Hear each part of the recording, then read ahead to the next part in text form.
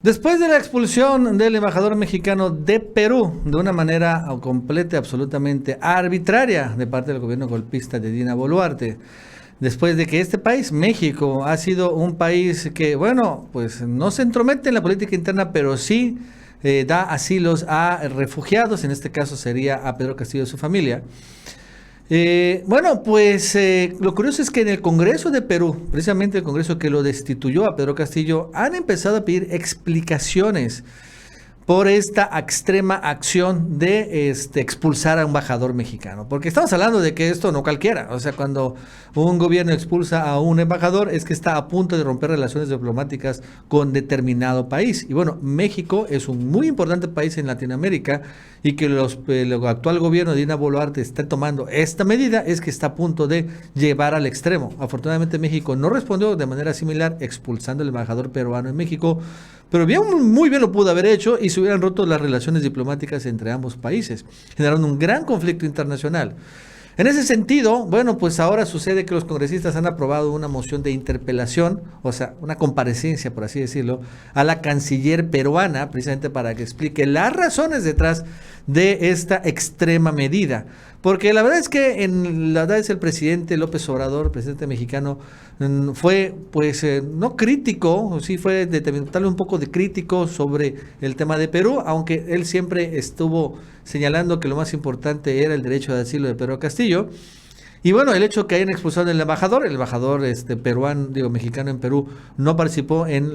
activamente en la cuestión política interna de Perú, nada más en la cuestión de asilo de la familia de Pedro Castillo, y que lo iban a expulsar, pues sí fue una acción muy, pero muy extrema, que ahora empezamos a ver las secuelas de esto en Perú, porque bueno, estas relaciones seguramente se van a mantener así, rotas o en pausa, hasta que haya un nuevo gobierno, porque con el de Dina Boluarte no va a haber seguramente alguna relación política formal con el actual gobierno mexicano y Bueno, más nos va a contar Jesús López Almejo. Jesús, ¿qué tal? ¿Cómo estás? Buenas tardes. Hola, ¿qué tal, Nacho? Te saludo con mucho gusto nuevamente hablando de la situación de Perú. Efectivamente, en Perú se le están complicando las cosas al ejecutivo encabezado por Dina Boluarte, alias Boludina Balearte, que sigue reprimiendo con mucha severidad las protestas en Perú, principalmente en el sur de aquel país andino. Ahora en la misma capital, en Lima, varios grupos parlamentarios peruanos le han pedido explicaciones a la canciller Ana Gervasi sobre la decisión peruana de declarar persona non grata al ex embajador de México en Perú, Pablo Monroy Conesa, que pues finalmente terminó concluyendo con su expulsión de aquel país. En esta moción de interpelación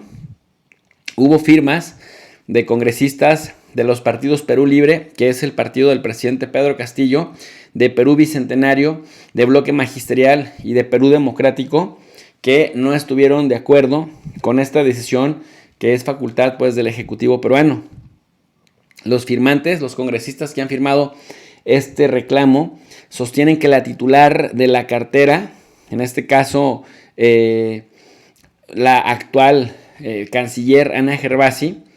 que tiene bastante ilegitimidad, goza de muy poca popularidad, hay que decirlo,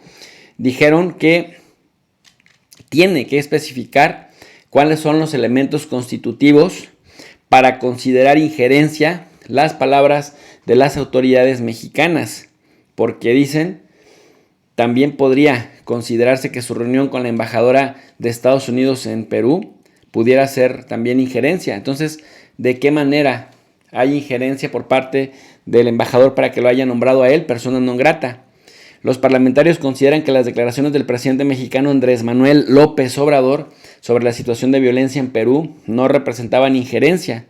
En cita textual, los presidentes de México, Colombia, Bolivia y Argentina habían expresado su preocupación al gobierno peruano, invocándole a una solución dialogada y al cese de toda violencia. Esto lo destaca Silvana Robles, quien es legisladora por el Partido Perú Libre, en referencia a la carta emitida de forma conjunta por los 4 mandatarios de estos países, de México, Colombia, Bolivia y Argentina.